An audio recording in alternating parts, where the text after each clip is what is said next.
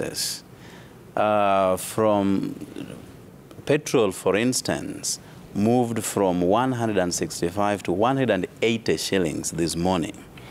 And I had to drive by a petrol station just to reconfirm, because I doubted why the prices would be so high, the highest record highest ever since the creation of this country.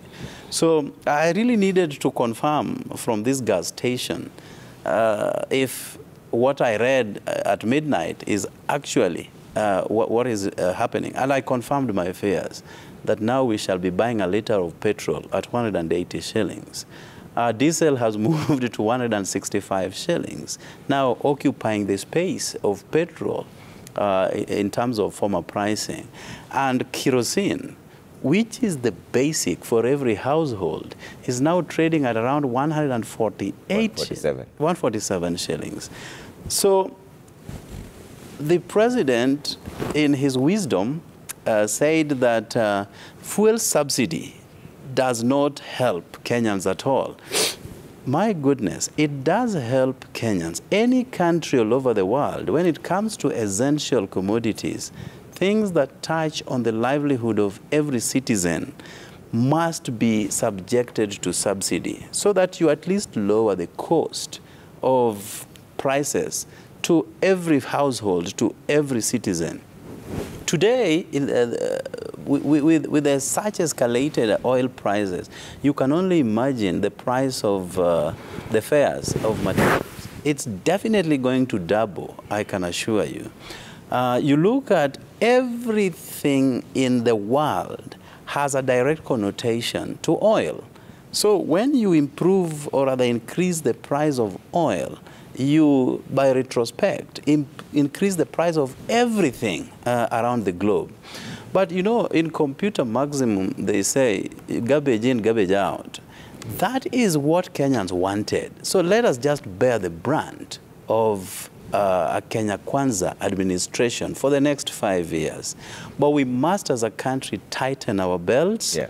We must be ready to face the wrath of an administration that is not responsive to the plight of the Kenyan people. Yeah. I do not know why a government that has just been put into office 2 days ago can subject this country to such high prices of essential commodities. Today, if you move to a supermarket, for instance, all the products on the shelves are now having their prices being reviewed by the attendants. Yeah. And therefore, let us brace ourselves for very, very difficult times in the foreseeable future. Yeah, Honorable Cherargei, you know, the Kenya Kwanza government promised to lower the cost of living. Is this the right direction that the president has taken? Thank you. Let me, before I move on, you know, I would not be fair because I was the Senate Justice Legal Affairs Chairman before our party died, the Jubilee. And I was privy of, on many occasions, on what happens in judiciary. And I want to thank the President, William Ruto, by saying in the next number of years, he will increasingly, progressively allocate 3 billion additional funds to what 17 billion that judiciary used to get in the last financial years. And I want to agree with them. There is backlog of cases. There is inadequate number of judicial officers. And therefore, and also most of the courts in the country are dilapidated and in bad condition. So I think also, I agree with my brother that Kenyans should be able to access justice easily and fairly, and therefore more resources must be given to judiciary. And of course, we still, as a Senate, we had proposed on several occasions that all counties at least should have an high court. Even my county in Kapsabet town, the high court construction is ongoing, and this needs also resources. I think there are around 7 counties that are waiting for their high courts to be built. A number of sub-counties across the country, I think around a number of 200 plus, also do not have a magistrate's court. So let us also endeavor to resource and create access to justice so that Kenyans can receive. On the issue of lowering cost of living is a multifaceted approach.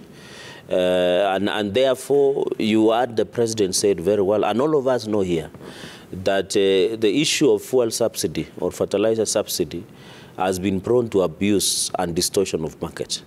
When you walk to a petrol station now, the reason we have artificial shortage, because Kenya Pipeline Corporation, who supply oil and fuel across the country, has not indicated to the country that there is fuel shortage, or their terminals in Kipevu and other areas do not have fuel. In fact, I'm told there is excess storage of fuel.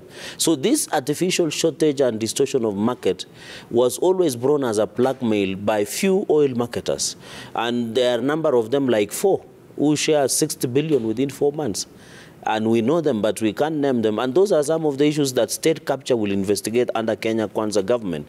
And therefore, even across the world, even the US, by the way, where I've seen you on a number of occasions when you are off the set you have been to relax, there was the highest gas prices, even in the Europe. There was many issues where people were demonstrating against high cost of living. So I want to appeal to oil marketers. I know what they are doing is just to create artificial shortage.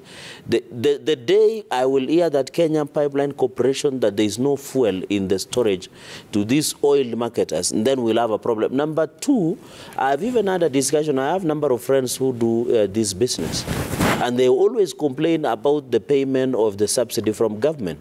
Because even in maize, the one that UNGA subsidies, most of the people complain because apparently a few individuals were using that one to abuse the process and ensure that they are paid and inadvantageously to others. Yeah. So I agree that in as much as this high cost of living did not start day one when William Ruto became the president.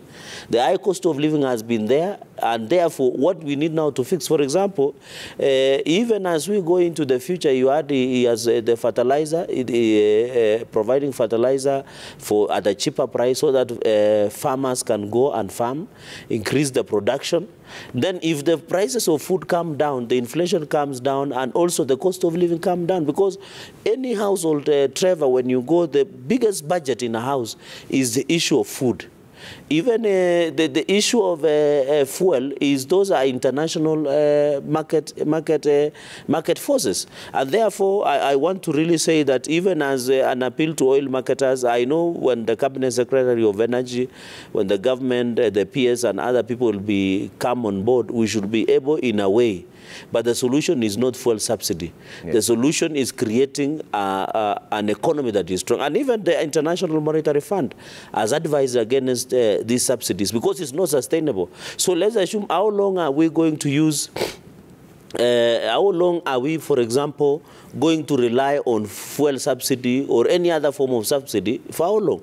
For example, in the issue of UNGA, if my farmers in Nandi, which largely, and he knows that I supply, it is Kisumu where it comes from, Anyando, depend on my county to get maize at a cheaper price. So if he knows if I get a fertilizer at 3,500 per bag, increase production, therefore I sell it cheaper. It means the cost of food and the cost of living will come down. So that is a long term, as opposed to us getting a fertilizer 50 kilos at 7,000 or 6,500. Yeah. It will mean the cost of UNGA will still be very up. So let us create that food security.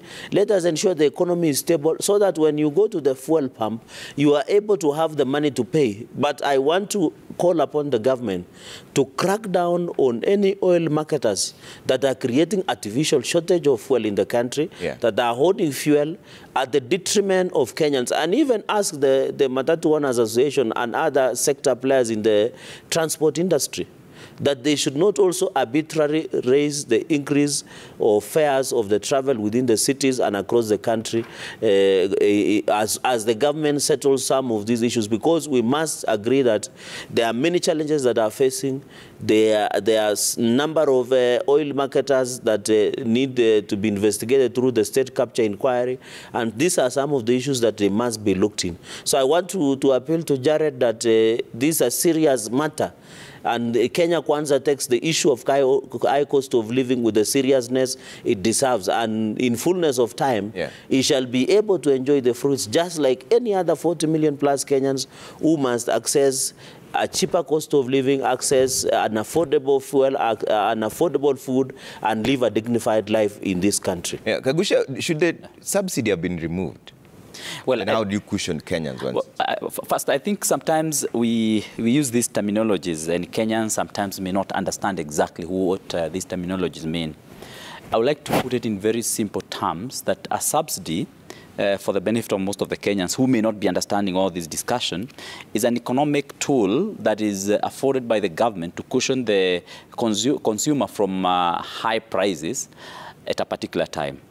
And these economic tools or this facility is sometimes meant to temporarily give a relief or cushion a consumer. Now, a government should use a subsidy program temporarily, I mean for a short term. Yeah. But it should not. It must not be the main tool that is now sustained for cushioning the consumers at the end of the day.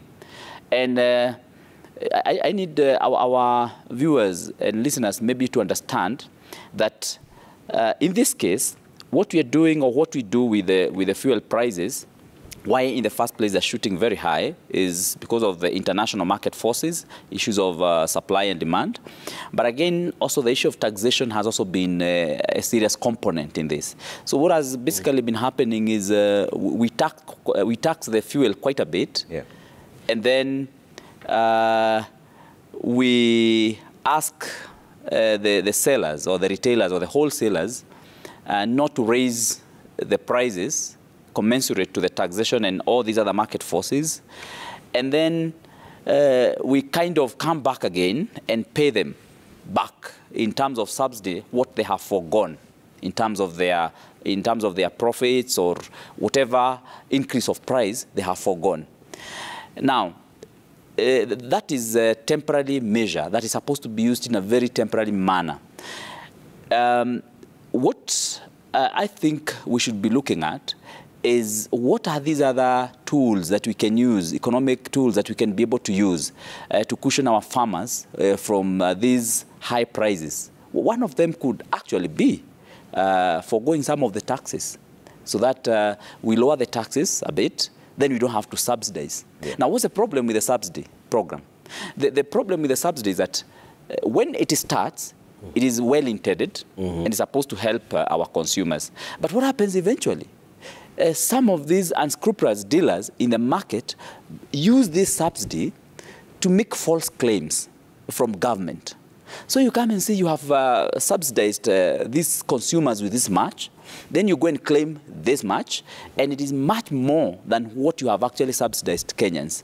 And so people take advantage of these subsidies to rob government. And that is why the president clearly asked, if you find yourself in a hole, do you continue digging the hole, or do you first of all stop and then think? And I think that basically that's what has happened. And that's why I would want to reassure Kenyans that do not think that the government want to punish you or want to increase prices in any way. No, what we're just doing is we know clearly someone is taking advantage of this subsidy program. So why don't we first of all stop it? Yet we are going to bear the cost for a short term as we are coming up with other strategies on how to handle these prices and the costs that are related to the fuel prices. So I would like to assure Jared and our viewers that for sure this is a very temporary measure. We have just stopped digging the hole. And now, here we are now examining which other strategies are we going to employ. So yes, it was important to, first of all, put this to a halt and get away of handling the issue of fuel prices in a better way. And for sure, this will be done. It will be done effectively. It will be done in a timely manner. And it will help our people to have, better and lower cost of living. But for now, yeah, eventually, as we are moving on. Trevor. And I would also want to point out that the issue of helping our people is not only on this issue of fuel prices that is going to be looked at. Remember, the issue of fertilizer is also another very key area that the government has pointed out, and it has clearly put it that by next week the government is going to be releasing fertilizer, which is going to be at a lower cost, 3,500, as opposed to almost 7,000 that was retailing before. Yeah. And definitely again. And maybe this is where we're also going to caution our government that as we are doing this, we also need to be sure and we need to ensure that we are establishing a clear distribution channel. Because again, you know, this has also been taken advantage by some of these retailers and wholesalers. They kind of hoard this cheaper government fertilizer. And ensure that doesn't reach farmers, you know, at the end of the day. So we have to also go through this whole channel, ensure that the fertilizer is going to get to the farmers in a timely manner and at the cost the government is, or the price that the government has indicated and recommended. Okay, I have to take a quick commercial break. Jared, I'll come to you to give remarks on the fuel issue, and then we get into one other subject that will come to